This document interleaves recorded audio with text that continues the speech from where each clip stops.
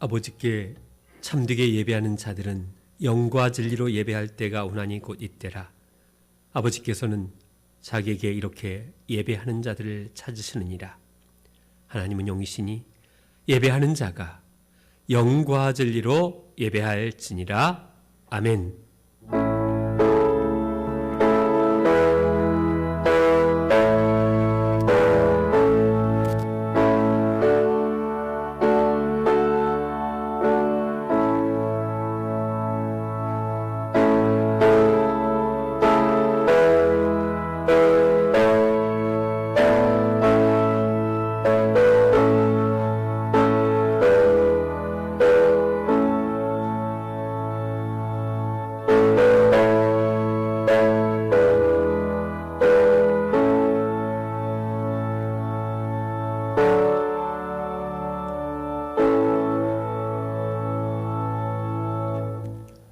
영원히 찬양을 받게 합당하신 아버지 하나님, 놀라운 능력과 크신 은총을 인하여 주께 영광을 돌립니다. 죄와 사망에서 우리를 살려주신 예수 그리스도를 찬양하고 오늘도 우리와 함께 하시며 날마다 새롭게 하시는 성령의 일하심을 인하여 찬송을 부릅니다. 우리를 살리시는 예수 그리스도의 이름으로 기도하옵나이다. 아멘. 찬송가 14장을 부르시겠습니다.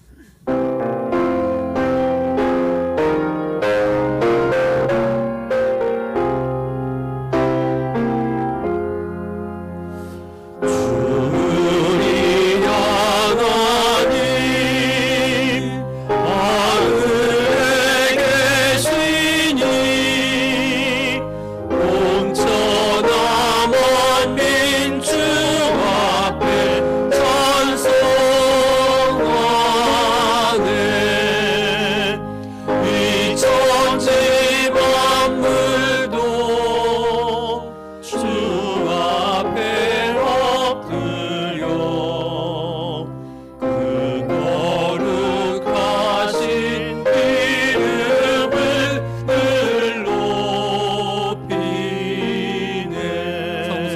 힘차게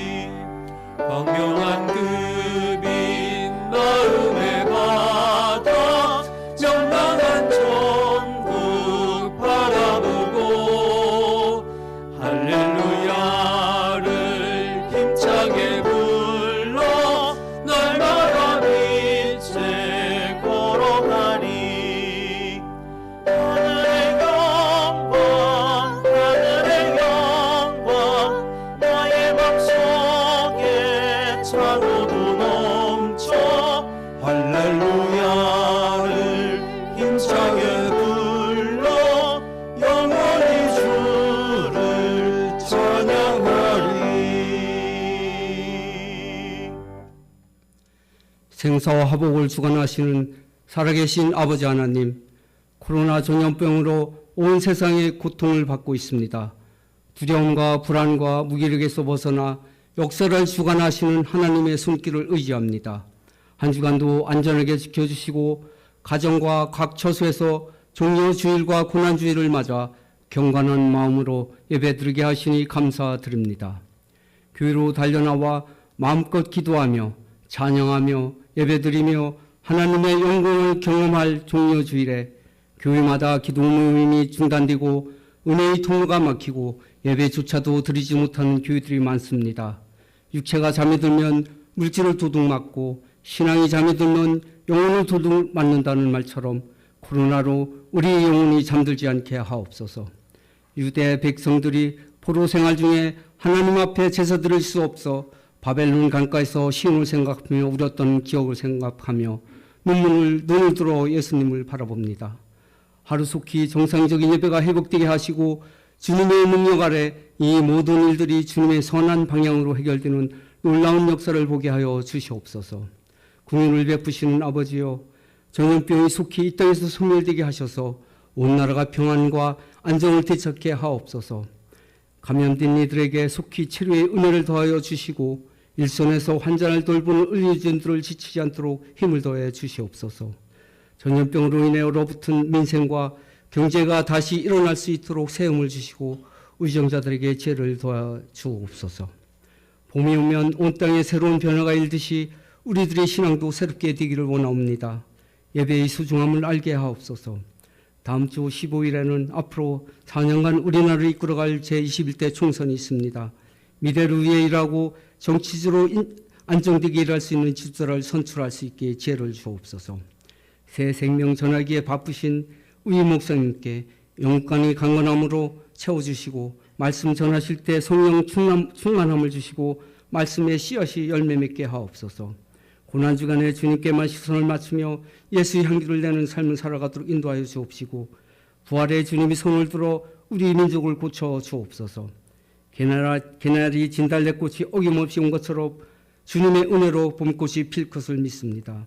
감사드리며 우리의 소망 되시는 예수님 이름으로 기도드립니다. 아멘.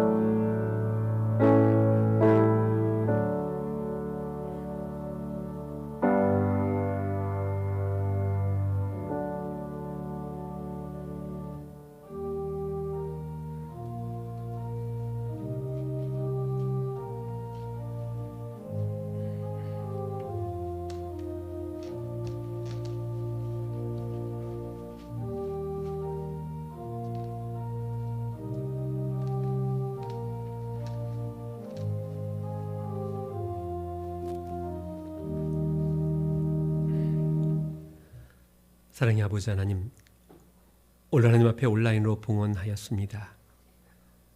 눈앞에 드려지는 봉헌이 아니라 인터넷으로 텔레뱅킹으로 계좌이체로 드리는 그들의 마음을 기억하여 주시옵소서. 이 어려운 시기를 맞이하면서 더 소중하게 하나님 앞에 드리는 손길이 하나님 만져주시고 그들의 인생에 부끄럽지 않도록 물질의 안정을 더하여 주시옵소서. 사업하는 이들이 더 이상 힘들지 않도록 지켜주시고 직장이 안정되게 하시고 자영업자 소상공인들이 너무 힘들어하고 있는데 버틸 수 있는 환경과 여건을 허락하여 주시옵소서. 하나님, 오늘도 온라인으로 예배합니다. 예배 속에서 하나님이 나에게 들려주신 그 음성을 듣게 하시고 깨닫게 하여 주셔서 고난주간 한 주간이 나에게 도리어 은혜와 감동의 시간이 되게 하여 주시옵소서. 우리의 희망이 되시고 우리를 살려주시는 예수 그리스도의 이름으로 봉헌 기도하옵나이다. 아멘. 시간에 우리 김강최유미 집사님 가정 우리 나와서 특송해 주시겠습니다. 우리 반주로 김다빈 귀한 우리 따님 반주해 주시겠습니다.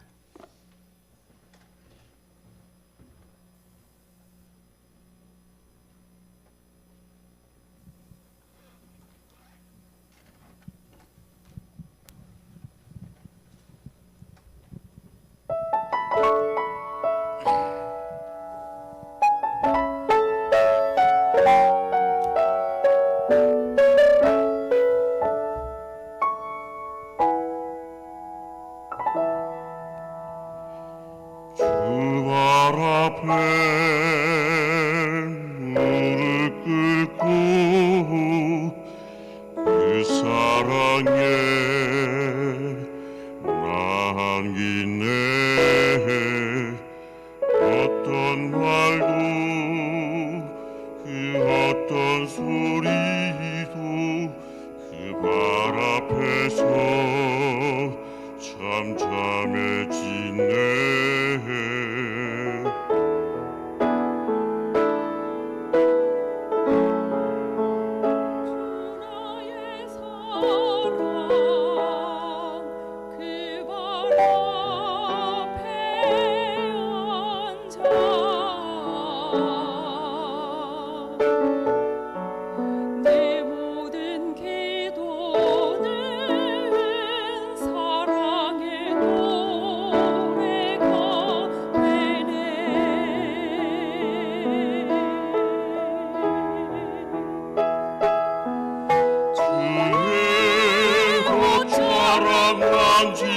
만지며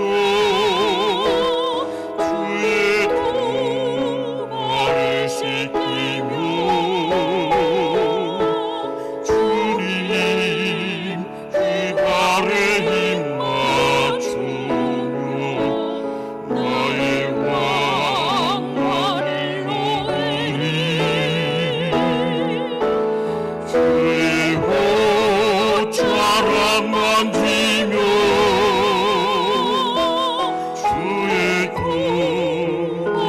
씻기며 주님 그 발에 힘 맞추며 나의 왕관을 놓으리.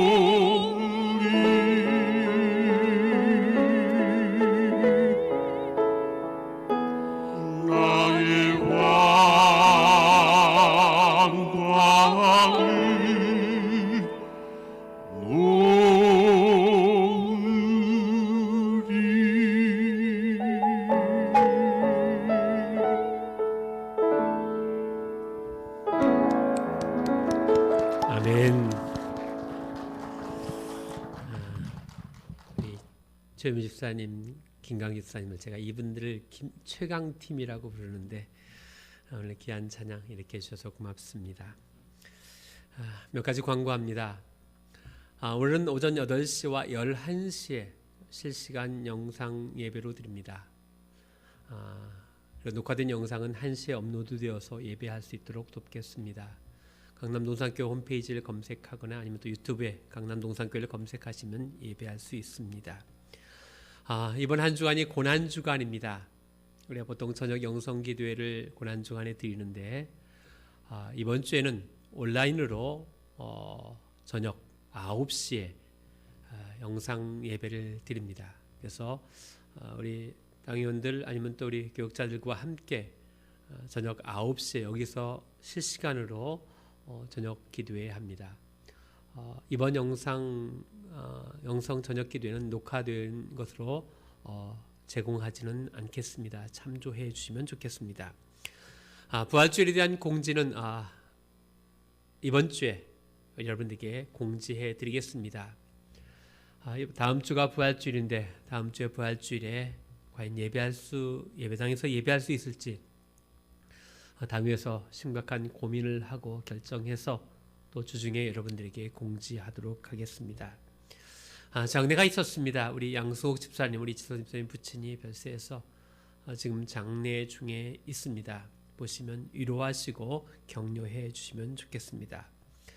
자, 우리 옆사람 아니면 또 가족에게 이렇게 인사하면 좋겠습니다. 고난에 함께 합시다 인사하겠습니다. 고난에 함께 합시다. 오늘 거룩한 주일 하나님께서 우리에게 주신 말씀은 마가복음 14장 27절로 31절까지의 말씀입니다.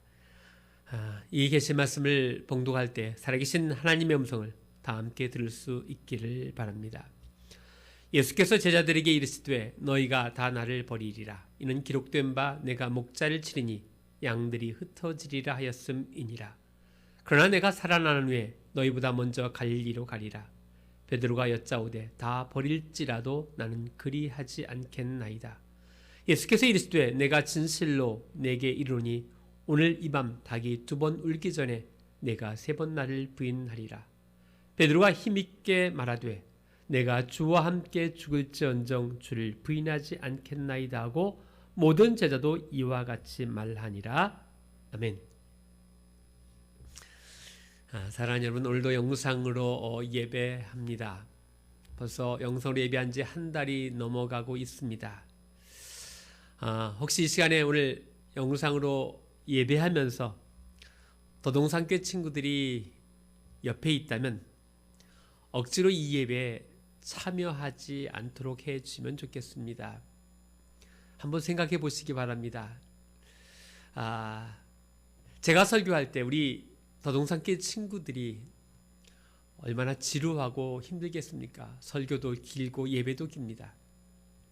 이것보다는 지금 우리 더동산교회에서 계속해서 보여주는 우리 예배가 있습니다. 또 교재가 있습니다. 유튜브로 많은 것을 보내고 있으니까 아이들이 그것을 보고 함께 예배하고 함께 교제하는 것이 낫습니다. 그래서 억지로 옆에 앉혀두지 말고 좀 자유롭게 아이들을 풀어주시면 좋겠다 생각이 듭니다.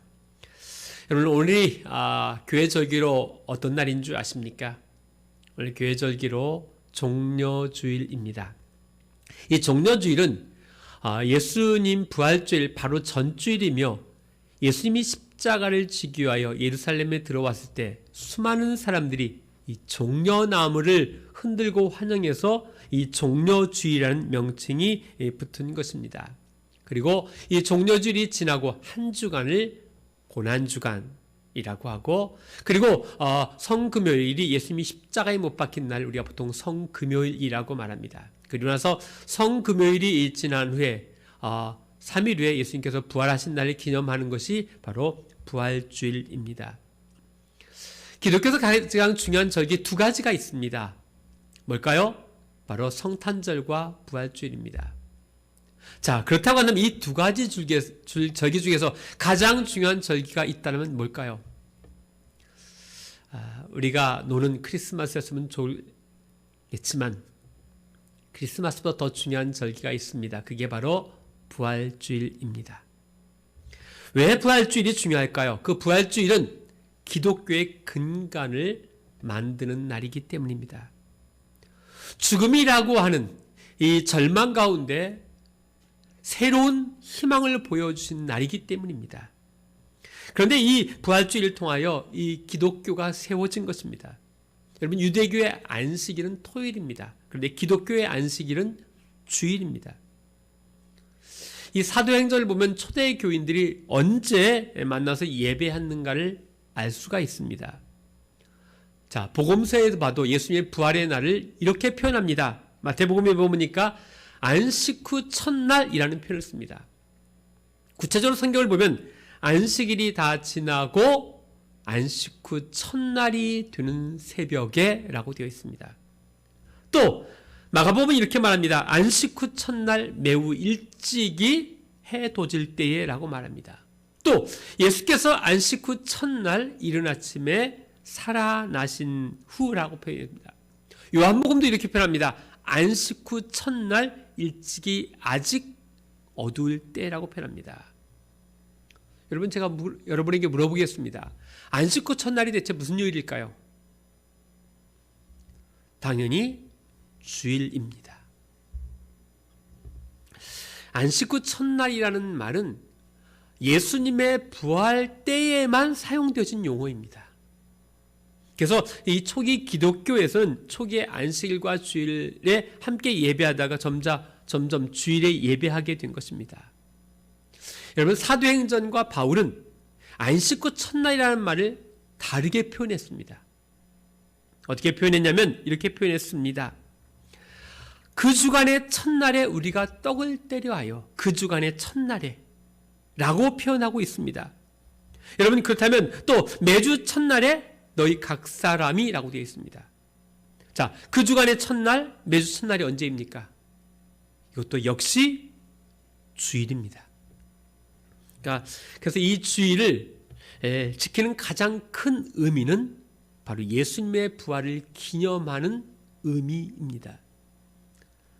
자, 제가 쓰는 언어로 바꾸면 구약의 안식일을 주일로 재해석한 것입니다. 유대교는 안식일을 토요일로 지키고 기독교는 예수님이 부활하신 주일을 안식일로 지키는 것입니다. 다음 주가 부활주일입니다. 함께 기뻐하고 우리의 삶의 승리의 부활을 외쳐야 하지만 이 코로나19로 인해서 우리가 지금 그렇게 하지 못하는 상황이 되었습니다. 그럼에도 불구하고 겨울 내내 움츠렸던 나무에서 음이 트고 꽃이 피듯이 부활의 아침은 우리에게 분명하게 찾아올 것입니다. 내가 조금 들어가면서 청소년 시절이 자주 생각이 납니다. 내가 이렇게 지금 살아가고 있는 것만 해도 제 스스로 기특하다라고 생각을 합니다. 청소년 시절에 얼마나 많은 고민을 했는지 모릅니다. 앞으로 무엇이 될지, 앞으로 내가 무엇을 해야 할지 이 막막한 두려움, 그 속에서 살았던 것 같습니다. 그럼에도 불구하고 나에게 주어진 것 잘은 못하지만 아무거나 열심히 살아왔고 3, 40년이 지난 지금 이 자리에 서 있습니다. 지금 상황이 우리는 너무 두렵습니다. 앞으로 어떻게 될 것인가? 과연 우리는 어떻게 살 것인가에 대한 막막함과 두려움이 있습니다. 그러나 분명한 사실은 하나님은 우리에게 가장 좋은 것을 준비하고 있다는 사실입니다. 나는 알 수 없지만 내가 어떻게 살아갈지는 모르지만 하나님을 신뢰합니다.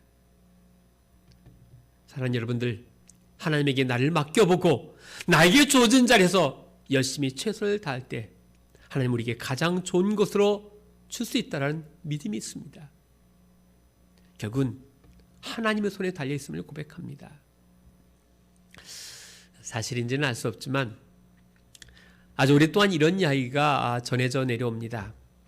이탈리아 조각가 도나텔로라는 사람이 있는데 그가 주문한 커다란 대리석 돌이 어느 날 그 집 앞에 도착을 했습니다. 그런데 이 도나텔로가 이 대리석을 자세히 살펴보니까 흠집이 많았습니다. 그래서 배달 온 사람에게 이거 안 받겠다 그러면서 돌려보내라고 말했습니다. 그러자 이 배달 온 인부 중에 한 사람이 사람들에게 말합니다. 저 옆에 미켈란젤로가 사는데 그 사람은 기억력도 잘 못해서 이걸 배달하면 자기가 주문한 줄 알고 그냥 받을 거라는 것입니다. 정말로 그 돈을 미켈란젤로에게 배달 갔더니 아무 말도 없이 받고 돈을 지불하는 것입니다. 이 흠집 있는 돌을 잡은 이 미켈란젤로가 그 돌로 당대의 최고의 유명한 작품 다비드를 만듭니다. 사랑하는 여러분, 지금 여러분의 상황은 지금 흠집이 많은 대리석과 같은 존재일 수 있습니다. 그러나 그 흠집 많은 대리석이 미켈란젤로의 손에 들어왔을 때에 다비드가 만들어집니다. 어느 누구도 그 처음부터 다비드는 아닙니다. 그러나 하나님의 손에 붙잡히기만 하면 우린 다비드가 될 수가 있습니다. 그러니까 나의 손에 달려있는 것이 아니라 나를 만들고 있는, 빚고 있는 토기장의 손에 내 인생이 달려있다라고 하는 것입니다. 지금 여러분의 자녀들이 여러분 스스로가 나는 왜 이럴까 자학하지 않기를 바랍니다. 나는 왜 이렇게 잘날까 교만하지 않기를 바랍니다. 하나님의 손에 붙잡히면 어떻게 변화될지 아무도 모릅니다. 여러분, 과거에 잘 나갔던 사람들이 한순간에 사라졌습니다. 그런데 존재감이 전혀 없던 사람이 어느 날 빛이 나기 시작합니다. 누구의 손에 잡혀 있느냐가 그 사람의 존재 가치를 만들어줍니다. 자, 오늘 본문은 베드로의 거의 마지막 부분입니다. 여러분, 혹시 베드로 하면 생각나는 게 뭐가 있습니까? 예수님의 수제자입니다. 또 한편으로는 예수님을 3번 부인한 사건이 있습니다. 가장 탁월한 제자이면서 엄청난 실수를 한 제자가 누구냐? 바로 베드로입니다. 지킬박사와 하이드라는 소설이 있었습니다. 로버트 루이스 스티븐슨이라는 사람이 1886년에 쓴 소설입니다. 이중인격이라는 소재를 다룬 이 작품은 당시에 파격적인 반향을 일으켰습니다. 이 주인공인 헨리 지킬 박사는 인간의 몸에 선과 악이 내재해 있다라고 하는 가설을 세우고 여러 실험 끝에 화학약물을 통해서 자신의 인격을 2가지로 나누며 성공합니다. 하나는 바로 원래 지킬 박사 자신이고 다른 하나는 자신의 내면에 있는 절대 악의 분신 에드워드 하이드입니다. 둘은 정반대의 성격을 가졌습니다. 낮에는 지킬은 굉장히 젠틀하고 신사와 같은 행동을 보이지만 밤에는 하이드가 되면 온갖 범죄를 저지른 악한 존재가 되어집니다. 실험에 성공된 이 지킬 박사는 더 많은 약물을 통해서 자주 하이드로 변신을 합니다. 그러나 어느 순간에 내면에 있는 하이드를 통제시키지 못하고 마침내는 지킬 박사의 인격과 마음을 다 잃어버리고 그냥 사악한 하이드가 되어버리는 내용입니다. 자, 여러분에게 질문 한 가지 합니다. 지킬 박사 하이드, 지킬이 자신의 모습일까요? 하이드가 자신의 모습일까요? 둘 다 자신의 모습일 것입니다. 그렇다면 하이드의 모든 행동이 다 정당화될 수 있습니까? 이번에 엠버방 사건을 보면서 어떻게 인간의 탈을 쓰고 저럴 수 있을까를 생각합니다. 그런데 그것을 본 사람이 무려 26만 명이나 된다고 합니다. 그렇다고 한다면 우리 안에 다 하이드가 존재합니다. 그러나 중요한 것은 우리 안에 하이드가 존재한다고 할지라도 모든 사람이 다 하이드와 같이 되지는 않습니다. 우리 안에 욕망, 폭력성이 있다 할지라도 엠번방을 들어가서 모든 사람이 다 즐기지는 않는다는 것입니다. 무엇이 다릅니까? 내 안에 있는 하이드를 어떻게 다룰 것인가가 중요한 것입니다. 예전에 어떤 분이 이런 이야기를 했습니다. 우리 안에는 매 순간 시기와 질투와 욕망과 야망이 있고 또 한편은 정의와 사랑과 용서와 긍휼이 있다는 것입니다. 그런데 심각하게 내 안에서 내면에 싸운다는 것입니다. 이게 우리 내면의 모습이다라고 이야기를 하니까 어떤 사람이 이렇게 질문을 했습니다. 내 안에 시기와 질투가 붙잡혀서 가끔은 추한 모습을 보이기도 하고 또 어떨 때는 사랑과 정의를 실천하기도 하는데 누가 이기는 겁니까? 라고 물어봤습니다. 그때 어르신이 이런 이야기를 했습니다. 너가 먹이를 죽이는 놈이 이기지라고 말했습니다. 너가 지킬에게 먹이를 주면 지킬이 이기는 것이고 하이드에게 먹이를 주면 하이드가 이기는 것이다 라고 하는 이야기입니다. 맞는 이야기입니다. 내가 어디에 힘을 실어주느냐 그게 나의 모습을 나의 정체성을 결정해 주는 것입니다. 여러분 지킬 박사와 하이드가 서로 동등한 입장이었기 때문에 내면에 갈등이 있었습니다. 근데 약물을 복용하면서 지킬 박사의 인격은 사라지고 하이드가 자리 잡게 되고 결국은 하이드에게 힘을 실어서 지킬 박사의 정체성은 사라지고 하이드가 되어버린 것입니다. 한마디로 말하면 하이드에게 먹이를 준 것입니다. 여러분 오늘 본문은 베드로의 양면성을 보여줍니다. 그런데 지킬 박사와 다른 한 가지가 있습니다. 베드로는 옛성 분명을 가진 존재로 출발했지만 그는 시간이 지나면서 새로운 변화된 존재로 나아갑니다. 그러나 지킬 박사와 하이드로의 전은 지킬 박사의 전환만 있었지 점진적인 변화가 없었다라는 말입니다. 그러니까 지킬 박사 하이드로는 순환적인 전환만 있었습니다. 지킬에서 하이드로, 하이드에서 지킬로만 자꾸만 변한 거지 새로운 1%의 변화가 없었다라는 것입니다. 근데 오늘 본문의 베드로는 과거에서 현재로, 현재에서 미래로의 변화가 있었습니다. 사랑하는 여러분, 건강한 변화는 무엇입니까? 그것은 과거의 어제보다 오늘이 낫다고 한다면 그것이 바로 건강한 1%의 변화입니다. 제가 자주 하는 이야기가 있습니다. 우리가 주목해야 할 것은 옆 사람과 비교하는 거 아닙니다. 옆 사람이 다이어트해서 5kg 뺐다라고 배가 아파합니다. 저 사람이 돈을 많이 벌어 좋은 차를 샀다 배 아파합니다. 누가 내 아이보다 못한 대학에 갔다라고 좋아합니다. 아닙니다. 비교하면 비교하는 순간 불행해지고 교만해집니다. 우리가 경쟁해야 할 대상은 좌우의 대상이 아닙니다. 바로 과거의 나여야만 합니다.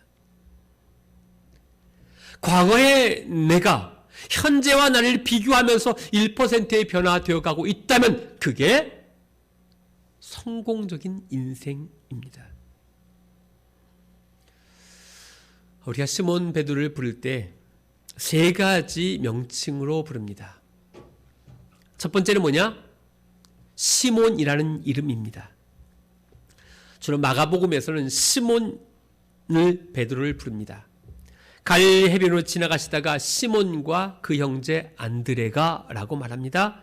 회당에서 나와 곧 야고보와 요한과 함께 시몬과 배 안드레와 집에 들어가시니 시몬의 장모가 열병으로 누워 있는지라 라고 표현합니다. 여기서 나오는 시몬은 철저하게 옛사람입니다. 오늘 세례식이 있습니다. 세례받는 두 사람은 사실 시몬으로 시작한 것입니다. 예수님을 알지 못했습니다. 교회를 알지 못했습니다. 그럼에도 불구하고 시집 와서 교회를 섬기면서 예수님을 믿고 세례를 받게 된 것입니다. 시몬과 같은 분들입니다. 여러분 누구나 시몬으로 시작합니다. 예수님이 어떤 분인지 그분이 나에게 어떤 영향을 줬는지 알지 못하고 옛사람 시몬으로 시작합니다. 그래서 이런 분들은 이제 교회를 다니면서 가끔씩은 당혹한 것을 경험할 때가 많이 있습니다. 제가 한 번은 전에 있던 교회에서 이제 새가족 신방을 가게 됐습니다. 교회를 전혀 다니지 않았던 분인데 이제 교회를 다니기 시작하면서 신방을 하고 이제 신방 예배를 마치고 나오는데 그 남편분이 저에게 귀한 선물 하나를 주셨습니다. 고급 양주였습니다. 제가 잘 받아와서 먹지는 않았습니다. 누군가의 선물을 줬는데 그분이 너무너무 좋아하시더라고요. 여러분, 시몬은 교회를, 예수 그리스도를 잘 모릅니다. 그게 시몬의 모습입니다. 그런데 시몬을 만나고 나서 예수님이 뭐라고 말합니까? 이렇게 말합니다. 예수께서 보시고 이르시되 내가 요한의 아들 시몬이니 장차 게바라 하시니라. 게바는 번역하면 베드로라. 시몬이 예수님을 만나고 나서 한 가지 약속을 받습니다. 그 약속이 뭐냐? 앞으로 시몬에서 베드로가 될 것이다 라고 약속을 받습니다. 근데 우리가 여기서 놓치지 말할 한 가지가 있습니다. 예수님께서 시몬을 만났을 때에 앞으로 너가 베드로가 되겠다라고 약속을 했을 때 어떤 일이 일어났습니까?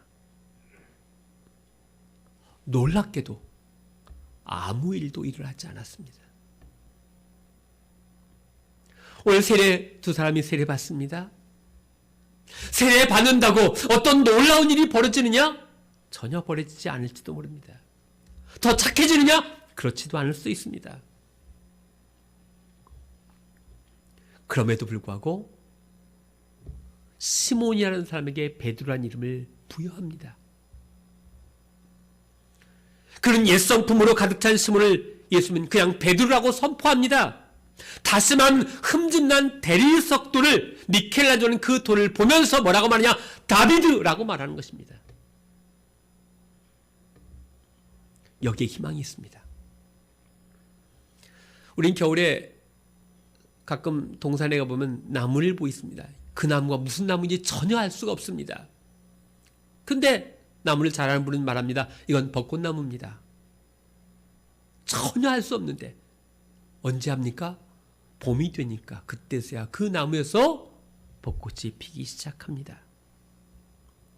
지금은 시몬입니다. 전혀 베드로의 모습이 보이지 않습니다. 그런데 베드로라고 선포하고 있습니다. 시몬이 베드로가 된다는 말입니다. 두 번째 어쩌면 베드로라는 이름입니다. 마태복음은 시몬이라는 이름보다는 베드로에게 초점을 맞추고 있습니다. 갈릴리 해변에 다니시다가 두 형제 곧 베드로라는 시몬과 라고 말합니다. 그런데 사실은요, 시몬이 베드로라는 이름으로 불려진 것은 한참 후에 나옵니다. 마태복음에 보면. 언제 옵니까? 예수님이 제자들에게 물어봤습니다. 너희는 나를 누구라느냐? 그러니까 베드로가 말합니다. 주는 그리스도시요 살아계신 하나님의 아들이시니다 라고 말하니까 예수님이 바요나 시몬아 내가 복이 있도다. 이를 내게 알게 하니는 혈육이 아니오 하늘에 계신 내 아버지시니라. 또 내게 이르니 너는 베드로라. 내가 이 반석 위에 내 교회를 세우리니 음부의 권세가 이기지 못하리라. 이제서야 시몬을 베드로라고 인정합니다. 그리고 나서 베드로는 계속해서 베드로라고 하는 호칭을 단독적으로 사용합니다. 베드로라고 하는 시몬을 자주 사용했는데 이제 베드로의 신앙 고백 이후에는 시몬이라는 말을 떼어버립니다. 독립적으로 베드로라는 말을 씁니다. 그러니까 베드로의 신앙 고백이 하나님의 뜻에 맞았다라는 것입니다. 자, 그런데 여러분, 제가 여러분에게 늘 물어본 질문이 있습니다. 여러분은 의인입니까? 죄인입니까? 이 답하기가 참 어렵습니다. 죄인이라고 말하기도 어렵고 의인이라고 말하기도 어렵고 정답은 뭐냐? 죄인이면서 동시에 의인입니다. 우린 구원받을 만한 자격이 없는 죄인입니다. 그런데 예수님께서 우리의 모자를 담당하셨습니다. 그래서 우리는 의인입니다. 근데 그 의인이 의롭다라고 하는 의인이 아니라 의롭다라고 인정하는 의인입니다. 이게 다릅니다. 시몬 베드로가 잘나서 베드로가 된 것이 아닙니다. 예수님이 그들을 베드로라고 인정해 주는 것입니다. 그러나 그 여전히 베드로라는 옛 성품을 가지고 있습니다. 그래서 오늘 베드로라는 세 번째 호칭이 있습니다. 그것은 뭐냐? 시몬 베드로라고 하는 것입니다. 시몬의 옛 성품을 가졌으면서도 한편으로 반석이라고 하는 이 페트로스의 성품을 가진 존재입니다.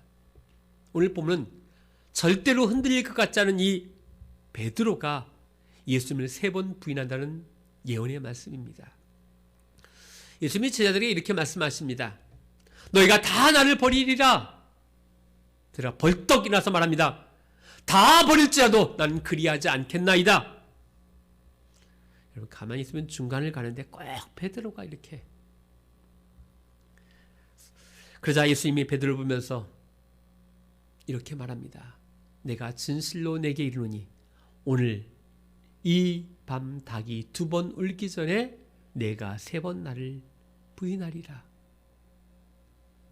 이게 오늘 본문입니다. 그러자 베드로가 또 큰 소리로 반박을 합니다. 내가 주와 함께 죽을지언정 주를 부인하지 않겠나이다.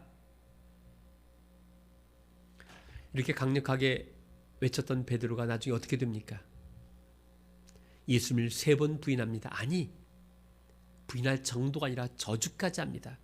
베드로가 저주하여 맹세하여 나는 너희가 말하는 이 사람을 알지 못하노라 라고 말합니다. 여기 베드로가 보입니까? 안 보입니다. 철저하게 인간적이고 유약한 비겁한 옛사람 시몬만 보입니다. 그래서 성경은요, 시몬이라는 이름을 없애지 않으셨습니다. 시몬 베드로라는 이름을 주셨습니다. 여러분 기억하시기 바랍니다. 우리는 성자가 아닙니다. 성자인 척 하지 말기를 바랍니다. 거룩한 척 하지 말라는 말입니다. 하나님은 옛사람인 성품을 가지고 있는 나를 불쌍히 여기셔서 베드로라고 불러주시는 것입니다. 우리 안에 옛 성품이 있습니다. 근데 그게 전부가 아닙니다. 우리 안에 하나님이 주신 성품 베드로가 있습니다. 여러분 1%의 변화는 옛 성품인 시몬에서 베드로의 성품으로의 전환을 말하는 겁니다. 그런데 여러분 이거 한순간에 되지 않더라고요. 오늘 세례받았다고 갑자기 하나님의 성품을 가느냐? 그렇지 않습니다. 성령 받으면 시몬이 사라집니까? 그것도 그렇지 않더라고요. 우린 죄인입니다. 그런데 죄에 붙잡혀 살지는 않습니다. 우리는 실수할 수 있습니다. 그러나 그것이 끝이 아닙니다. 하나님은 우리에게 또 기회를 주시고 우리의 손을 잡아주십니다. 베드로가 예수님을 3번이나 부인합니다. 베드로가 너무 부끄러워서 이제는 나는 예수님의 진짜 포기하고 물고기나 잡으러 가겠다고 갔습니다. 예수님이 베드로를 찾아갑니다. 무엇이라고 부르십니까? 요한의 아들 시몬아라고 부릅니다. 베드로라고 부르지 않습니다. 지금 베드로의 모습이 아니라 시몬의 모습으로 있기 때문입니다. 예수님은 시몬 베드로에게 계속해서 묻습니다. 내가 나를 사랑하느냐? 내가 나를 사랑하느냐? 내가 나를 사랑하느냐? 왜 3번 물어봤을까요? 베드로가 예수님을 3번 부인한 것에 대한 회복의 의미를 준 것입니다. 그리고 예수님은 베드로에게 나를 따르라 라고 말씀하십니다. 사랑하는 오늘의 예배자 여러분들, 지금 코로나19로 인해서 너무 힘들어하고 있습니다. 모든 것이 흔들립니다. 사업도, 건강도, 관계도, 심지어 신앙도 흔들리고 내 안에 시몬이 꿈틀거리기 시작합니다. 충분히 그럴 수 있습니다. 왜? 우리가 영적인 양식을 제대로 먹지 못하니까 육적인 양식을 먹은 시몬이 꿈틀거리는 것 당연한 것입니다. 그러나 하나님은 시몬을 베드로로 만들어 갔습니다. 제가 베드로에 보면서 마지막을 어떻게 보냈을까? 전설적인 이야기도 있지만 성경에 따르면 베드로서 1장에 이렇게 기록되어져 있습니다. 예수 그리스도의 종이며 사도인 시몬 베드로는 무슨 이야기냐면 그 당시에 총회장이었던 베드로가 앞에 시몬이라는 단어를 내려놓지 않았다는 것입니다. 자신을 소개할 때 시몬 베드로라고 소개합니다. 전 이 말이 너무 좋아요. 아직도 여전히 옛 성품인 내 안에 가지고 있다는 것을 고백한 가장 인간적인 표현이 뭐냐? 시몬 베드로입니다. 베드로가 인간적인 이 시몬의 모습을 가지고 있다는 것입니다. 그러나 베드로는 이것으로 끝나지 않습니다. 하나님의 성품에 참여하라고 말합니다. 시몬으로 머무르지 말고 베드로가 되라는 말씀입니다. 정확하게 이렇게 가르쳐줍니다. 그러므로 너희가 더욱 힘써 너희 믿음의 덕의 지식의 절제를, 절제의 인내를, 인내의 경건을, 경건의 형제의를, 형제의의 사랑을 더하라. 신비한 것을 이야기하지 않습니다. 믿음, 덕, 지식, 절제, 인내, 경건, 절제의 사랑을 이야기합니다. 이게 진짜 하나님의 성품 베드로입니다. 사랑하는 여러분, 여러분이 진짜 예수쟁이가 되는 것은 내 안에 베드로가 살아 꿈틀거리는 것입니다. 여러분 안에 시몬이 살아있습니다. 시몬으로 머무르지 않기를 바랍니다. 시몬 베드로이지만 궁극적으로 하나님의 성품을 닮은 반석 같은 베드로가 되기를 진심으로 축원합니다. 기도하겠습니다. 사랑의 아버지 하나님 감사합니다. 예배당에서 비록 예배하지는 못하지만 예배하게 하시고 가정에서 삶의 자리에서 말씀 듣고 찬양 듣고 기도하게 하심을 감사합니다. 오늘은 종료주일입니다. 나 같은 시몬을 부르셔서 베드로라고 불러주시고 여전히 시몬의 모습이지만 베드로로 만들어주심을 감사합니다. 사랑의 주님, 한 주간 고난주간을 보내면서 다시 한번 자신을 돌아보게 하시고 예수 그리스도의 사랑을 경험하는 한 주가 되게 하여 주시옵소서. 그리스도의 십자가로 인하여 시몬 같은 내가 베드로가 되어가고 있음을 고백합니다. 이번 한 주도 힘들고 버겁지만 시몬이 아니라 베드로로 살아가는 한 주가 되게 하여 주시옵소서. 우리에게 늘 하나님의 성품에 참여하라고 가르쳐주신 예수 그리스도의 이름으로 축복하며 기도하옵나이다. 아멘. 오늘은 특별히 세례 예식을 행하는 날입니다. 온라인으로 예배하지만 오늘 특별히 세례받는 두 분이 있어 세례 예식을 행합니다. 먼저 세례자 호명을 하겠습니다. 네라고 대답하고 이루어주면 좋겠습니다. 신은경, 한정미, 존칭은 약했습니다. 서약을 받겠습니다. 여러분 하나님 앞에 죄인이며 마땅히 죽어야 하지만 예수님이 우리를 위하여 십자가에 죽으심으로 구원받는 것 외에는 소망이 없는 줄 믿습니까? 여러분 지금 성령님의 은혜만 의지하고 그리스도를 따르는 자가 되고 죄악을 버리고 그의 가르침과 본을 따라 살기로 서약합니까? 여러분 교회 생활을 성실행하고 주의를 지키며 교회 권위에 순종하고 교회 덕을 세우는 일에 힘쓰며 교인으로서의 의무와 권리를 바르게 행하기로 서약합니까? 손을 내리시기 바랍니다. 영적 후원자 일어나 주면 좋겠습니다. 서약을 받습니다. 영적 후원자는 지금 세례받는 이들을 위하여 지속적으로 기도하고 신앙생활의 후원자가 될 것을 서약합니까? 영적 후원자는 세례받은 자의 신앙의 모델이 되도록 노력하며 세례받은 자의 멘토가 되기로 서약합니까? 손을 내리시기 바랍니다. 지금 우리 회중들, 이 카메라 저를 좀 비춰주겠어요? 오늘 예배에 참여하는 모든 분들 손을 들어서 지금 영상으로 보시면서 회중들과의 서약을 하겠습니다. 주님께서 명하신 세례식에 참여한 성도 여러분, 여기에 세례받는 이들은 이제 주님의 교회 한 지체가 될 것입니다.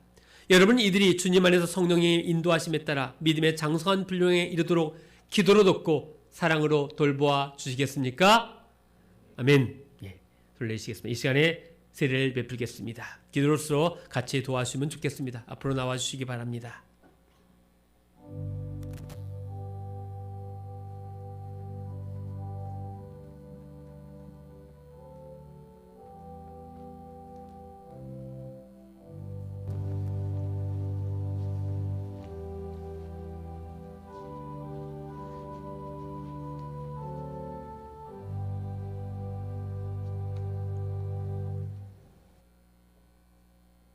예수 그리스도를 구주로 믿고 고백한 신에게 내가 성부와 성자와 성령의 이름으로 세례를 베푸노라. 아멘.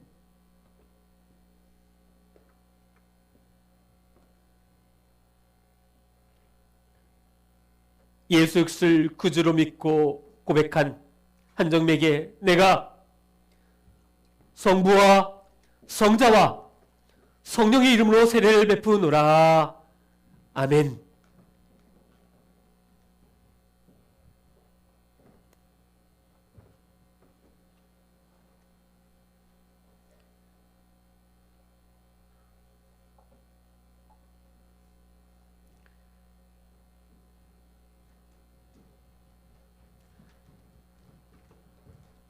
세례자들 잠깐 일어나 주면 좋겠습니다.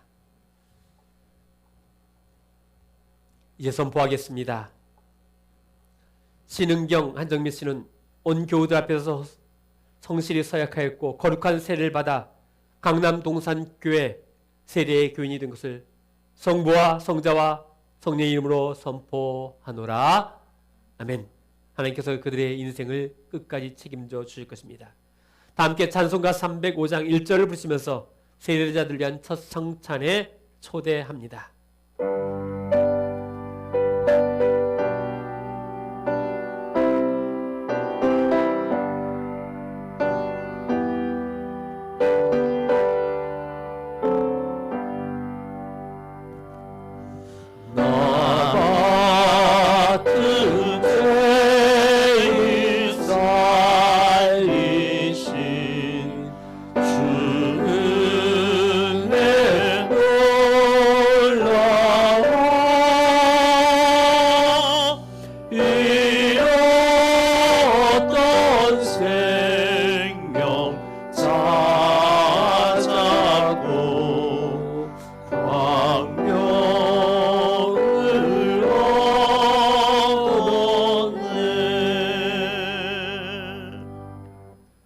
주님께서 잡히신 날 밤이었습니다. 주님은 저희들과 함께 마지막 성찬을 하셨습니다.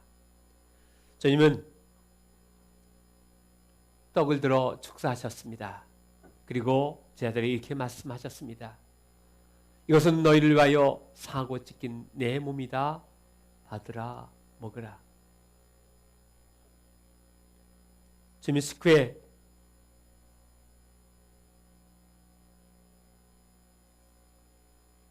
잔을 들어서 말씀하셨습니다.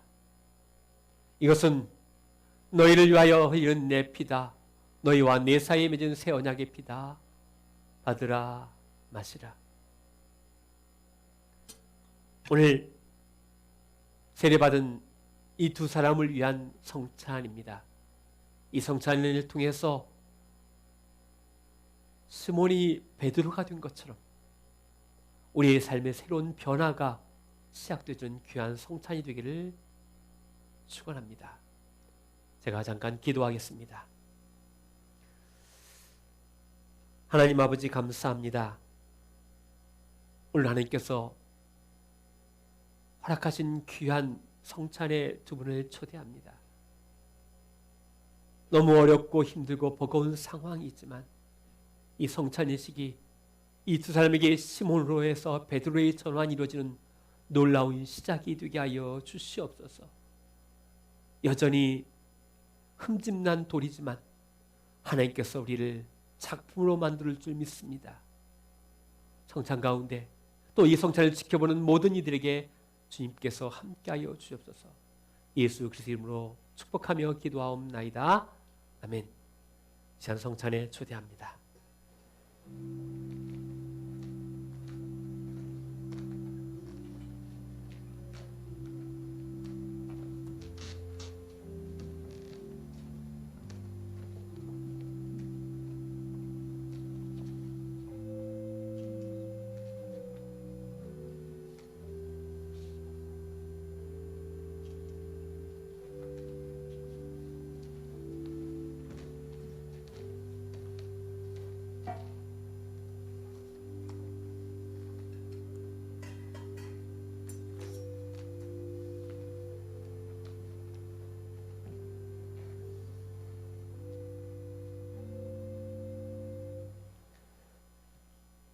잠깐 기도하겠습니다. 하나님 아버지, 오늘 첫 성찬을 받았습니다. 다윗이 왕으로 기름 부음 받을 때 아무 일도 일어나지 않았지만 하나님은 그를 왕으로 세워주셨습니다.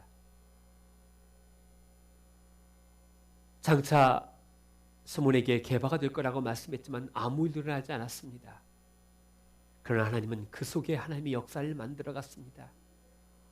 오늘 성찬에 차면 두 사람 하나님의 사람으로 만들어 주시옵소서. 예수 그리스도 이름으로 축복하며 기도하옵나이다. 아멘. 이 시간 오늘 세례받은 우리 한정미 성도님께서 세례 간증을 해 주시겠습니다.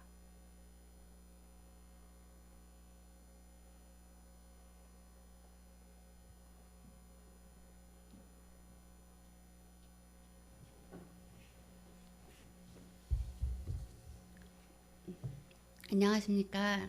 저는 이번에 세례를 받게 된 한정미 성도입니다. 전 제 인생에서 꽤 오랜 시간 동안 하나님을 알지 못한 채 살아왔습니다. 하나님이라는 존재를 부정하며 살지도 그렇다고 알려고 하지도 않았던 것 같습니다. 하지만 주변에 몇 안 되는 신앙인을 보면 그렇게 다른 사람들과 달리 보일 수가 없었습니다. 빛이 난다고 해야 할까요? 그것이 외면적으로나 심적으로나 저와는 다른 사람 같았습니다. 그렇게 살아가던 중에 지금의 신랑을 만나 시집을 오면서 교회에 다니기 시작했고, 초신자인 제게 무겁거나 부담스럽지 않은 목사님 설교 말씀은 하나님에게 어렵지 않게 다가갈 수 있었습니다. 처음에는 그냥 가벼이 따라다니던 교회였지만 어느샌가부터 제 자신도 주일 예배를 드리지 않으면 그 한 주가 마음이 많이 불편했고, 주일 예배를 드리면 그 말씀이 한 주 동안 열심히 지낼 수 있는 원동력이 되었습니다. 또 좋은 목자님 아래서 좋은 목장 식구들과 나눔을 가지면서 신앙의 크기가 커졌습니다. 아직은 온전하지 못하지만 조금씩 변화하는 제 모습을 느낄 때 하나님은 정말 나를 사랑하시는구나 라고 생각이 듭니다. 무한한 사랑을 주시는 하나님 믿음 안에서 살아가도록 하겠습니다. 감사합니다.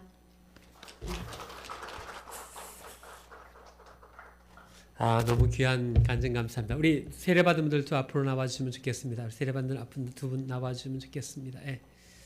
이 시간은 축복하는 시간입니다. 여러분들 오늘 세례받는 건 너무너무 귀하고 축복받는 것인데, 이 시간에 우리 예배당의 소수 인원이고 또 그렇지만 우리 또 예배를 시청하는 많은 분들이 있는데, 함께 우리 축복합니다로 축복하는 시간을 갖도록 하겠습니다. 예.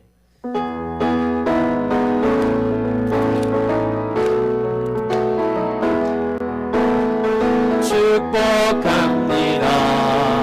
주님의 이름으로 축복합니다.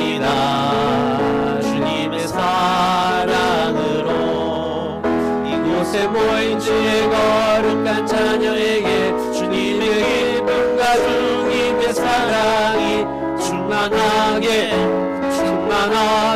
넘치기를.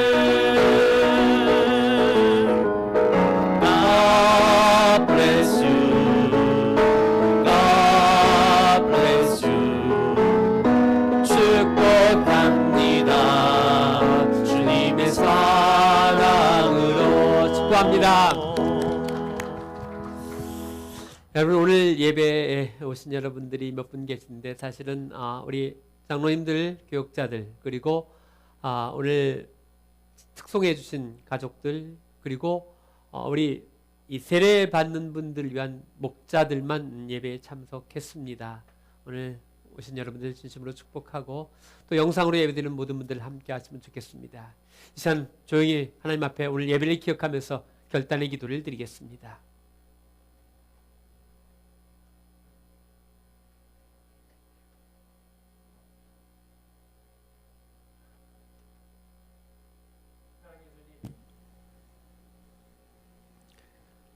이 땅을 살아가면서 시몬으로 머무르지 않으며 하나님의 사람 베드로가 되어가는 우리가 되게 하여 주시옵소서.